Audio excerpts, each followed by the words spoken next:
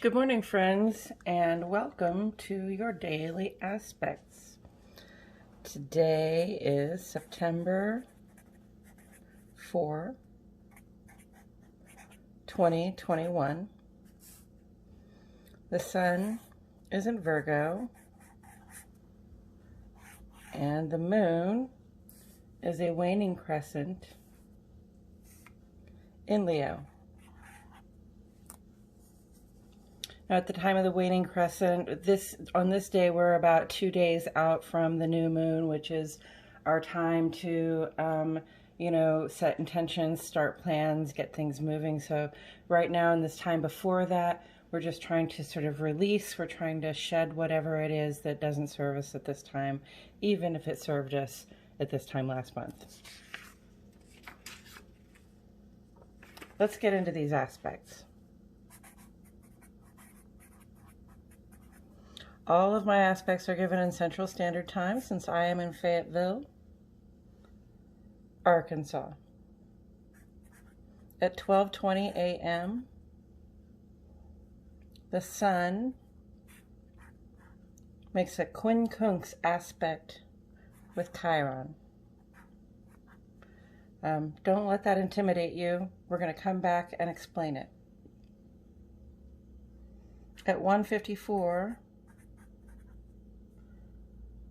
a.m., the moon goes into opposition with Saturn.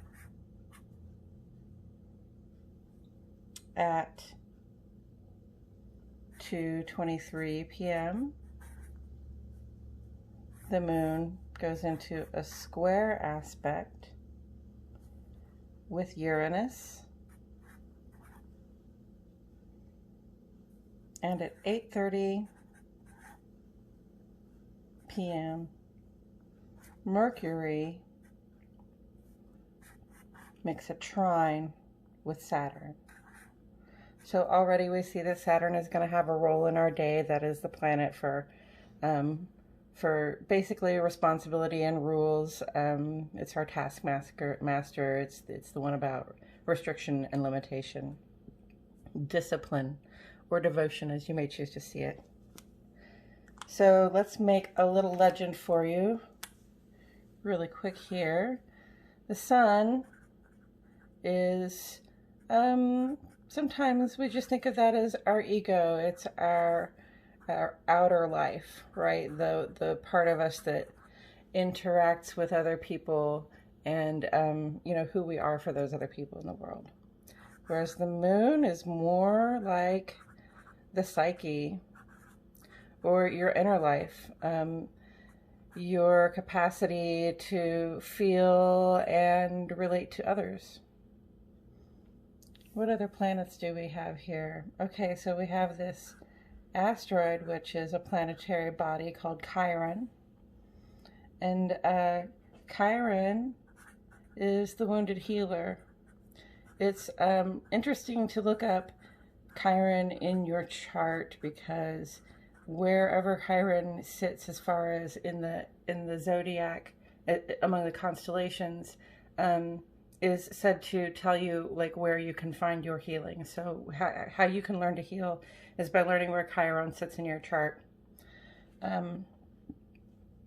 Who else do we have here? We have Saturn. We just talked about that. That's your taskmaster. This is your planetary representative of rules and responsibility. And then we have Uranus here. And I've recently been given a reason to think of Uranus a little bit different. This is the planetary representative of that urge for free will that we have. Just wanting to do things our own way, or sometimes just wanting to do our own thing, and also sort of like, pushing back against those things that would restrict us, right, like Saturn. And then we have a couple of signs here. We've got Virgo. Virgo is a sign, especially when the sun is in Virgo, we find that our senses are more sharpened, or our mental acuity is sharper. We are more detail oriented and more able to like organize things and assess things. And then with the moon in Leo, Leo is a fire sign, whereas Virgo is an earth sign. Leo is a fire sign, and it's really kind of your time to shine. It's your time to let your charm out, and also to give generously of yourself. So let's talk about these actual aspects.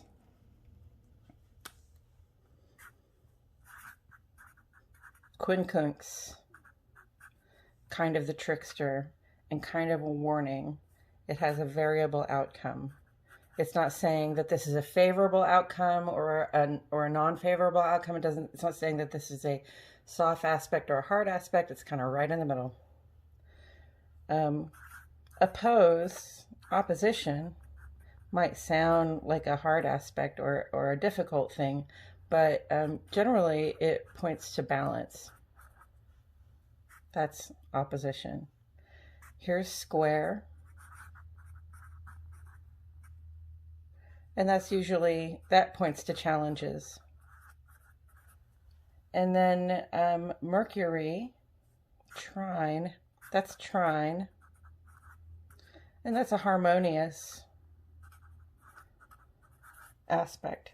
So, when I do this for myself during the day, already I can look at these aspects and I can say variable, balanced, challenges, harmony.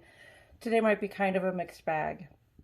But let's go into what these aspects actually might say about our day, depending on who we are and how we experience the world. Here we have the sun, Quincunx, Chiron, and this is an important time to shed light on past wounds, to work creatively and optimistically to help heal your sense of loss or trauma around something. Especially wounds are related to confidence and individuality. They can be healed right now if you're willing to focus in and just shed some light on those wounds. The next one we have is the moon opposing Saturn, and this really indicates a time for personal growth. So you may find yourself dwelling on those old wounds, trying to figure out how you feel like you can have all this love and support you need. But today, especially, is a day to give those things up to the light. Find a way, creatively, artistically, to tell the story, and you may find some resolve. I want to point out that that sun transit is not 2 days, it's 24 hours. So it's about a day of like really an opportunity to just heal some wounds by shedding light on them, by talking about them or by expressing them somehow. And then here's just a little 2-hour aspect that says, hey, here's a good time to be bringing some structure and some support to your effort to heal. Third, I have the moon is square Uranus, and what I get from this, that's another like 2-hour. These are usually like moods or feelings or maybe interactions or things you go through, but they're temporary, and that's what you have to remember. You may feel like taking a risk. Uranus is the free thinker, right? Uranus tends to make us want to get out of the box and do something we've not done before, or do things on our own. And you might want to break free from an old habit or just to do something more stimulating. But the square here, challenges, is a warning that you might want to be careful, because you may not be as crafty or graceful as you think you are, or as you usually are. So I'm not saying don't take risks. I'm saying, weigh the benefits, because you might face a challenge. And then this last one around 8:30 p.m., Mercury, this is a couple of days aspect That's how long this aspect will last. Mercury is making a trine with Saturn, and this is a good time to focus on the things in your life that require logic and planning, especially if it's something you take very seriously. Even if that's like I take very seriously getting a vacation, this might be a good time, a couple of days to think about your plans and see what you can hammer down, so to speak. So we're a few days into this now, and I want to share briefly with you why I do this, why I do this and what I do with this information, in case you're wondering what you might be able to do with it. I've been doing something like this for years, and the first thing it brought to me is how swiftly the moon and those parts of me that are like the moon really move and go through these changes. I have more now a regular sense of like what phase the moon is in, and I know, as though it were like the day of the week, I know what day of the week it is, and I can see how my personal cycles relate to the moon's cycles. Furthermore, I'm aware of the sun's larger and slower cycles and how they relate to the parts of me that are more sun-like, the outside aspect.